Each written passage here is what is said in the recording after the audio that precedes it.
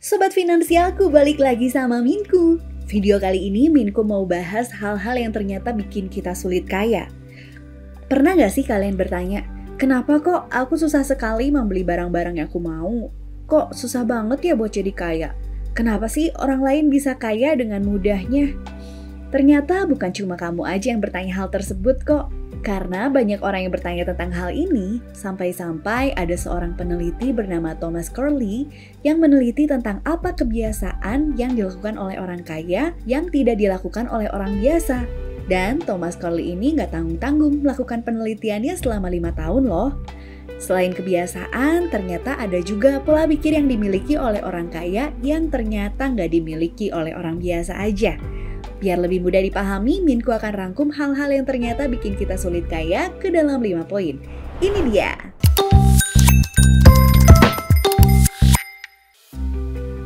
Yang pertama, memiliki pertanyaan yang mati.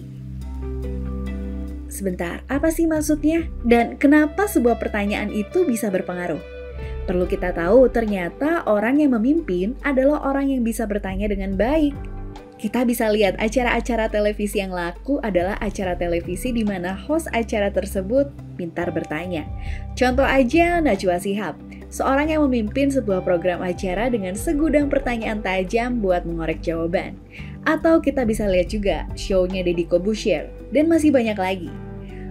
Lalu pertanyaan seperti apa sih yang dimiliki oleh orang kaya yang nggak dimiliki oleh orang biasa? Ternyata pertanyaan yang dimiliki oleh orang kaya adalah pertanyaan yang menggerakkan, membangun, dan bisa mengorek potensi diri. Coba kita bandingkan pertanyaan ini. Pertama, kenapa sih aku terlahir miskin? Dan yang kedua, gimana caranya agar aku bisa kaya? Keduanya sama-sama merupakan pertanyaan, tapi perbedaannya adalah pertanyaan pertama merupakan pertanyaan mati yang membuat kita diam saja meratapi nasib.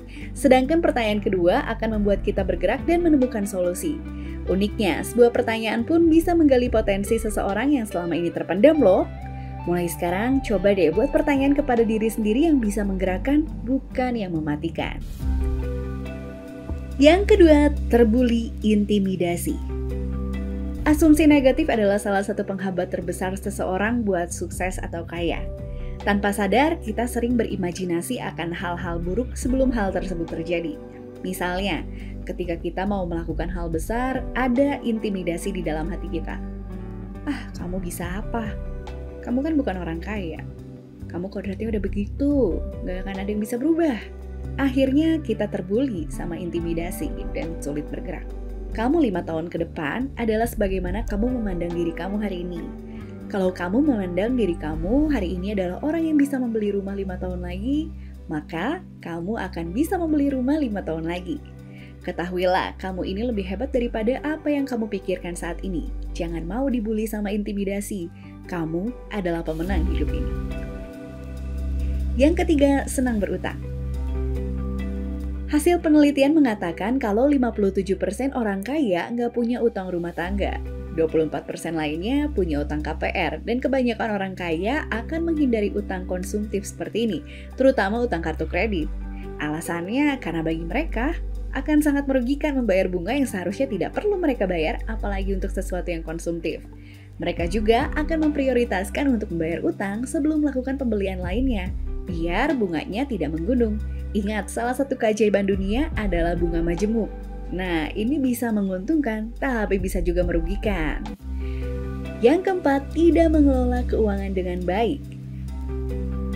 Tahukah kamu kalau orang-orang kaya itu ternyata bisa tahu loh kemana aja uangnya pergi selama sebulan ini?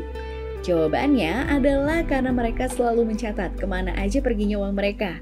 Tujuannya buat tahu apakah budgeting keuangannya di bulan tersebut udah sesuai atau belum. Mungkin dari kita juga udah buat budgeting, tapi seringkali kita gagal dalam melaksanakan budgeting bulanan kita. Nah, ternyata yang membedakan orang kaya dengan orang biasa adalah orang kaya menentukan budgeting setelah membuat tujuan keuangan. Gimana maksudnya? Jadi, pertama-tama mereka akan membuat dulu apa yang ingin mereka capai secara detail. Misalnya, mau beli rumah 5 tahun lagi. Harga rumahnya 1 miliar. Kemampuan nabung tiap bulannya itu 15 juta rupiah. Tapi saat ini belum ada uangnya sama sekali. Kemudian pembayaran ke depannya pengen pakai KPR aja. dengan pendapatan total suami dan istri 50 juta rupiah. Dan KPR-nya dilakukan selama 60 bulan atau 5 tahun aja. DP-nya karena kita bisa nabung banyak nih di awal, jadi boleh deh 70%. Asumsi bunga KPR-nya 10% per tahun. Nah, setelah itu mereka akan tahu berapa yang harus disiapkan tiap bulannya. Di sini untuk menyiapkan DP, mereka harus menyiapkan uang sekitar 15 juta rupiah per bulan selama 60 bulan. Kemudian dilanjutkan dengan cicilan KPR sebanyak 11 juta rupiah per bulan selama 60 bulan berikutnya. Selain itu, mereka juga akan menempatkan uang mereka di instrumen investasi yang paling oke sesuai dengan tujuan keuangannya. Nah, dengan strategi ini, mereka akan membuat budgeting yang lebih efektif. Oh iya, kamu juga bisa loh coba buat perhitungan tujuan keuanganmu lewat aplikasi Finansialku. Bukan cuma rumah, tapi kamu bisa siapin semua tujuan keuangan kamu seperti beli barang mahal, siapin pernikahan, beli kendaraan, liburan, perjalanan ibadah, dana pendidikan anak, pensiun, dan lain sebagainya. Kamu bisa download aplikasinya di Google Play Store ataupun di App Store. Dan kalau mau ngobrol dulu tentang masalah keuangan kamu, bisa banget dong langsung aja chat Minku di WhatsApp ya. Caranya klik aja link bit.ly/konsultasi finansialku yang bisa kamu klik juga di description box. Gak perlu langsung punya uang yang besar dulu untuk mengelola keuangan. Mulailah dari kebiasaan kecil. Kalau kamu udah bisa mengelola uang kecil, pastinya nanti akan dipercayakan uang yang lebih besar. Yang kelima, punya mental never enough. Salah satu hal yang membuat orang sulit kaya adalah tidak pernah merasa cukup. Bahkan punya mental berkekurangan. Selalu merasa takut kehabisan, takut nggak bisa sukses. Akhirnya FOMO, membuat keputusan emosional yang salah.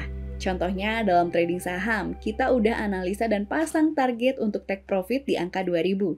Tapi grafiknya masih terlihat naik sehingga kita tidak mau ambil untung di angka tersebut. Kita nunggu sampai punya keuntungan yang lebih banyak. Tanpa menunggu waktu lama, tiba-tiba harganya udah jatuh terlalu dalam. Alhasil kita nggak bisa take profit karena ketamakan kita.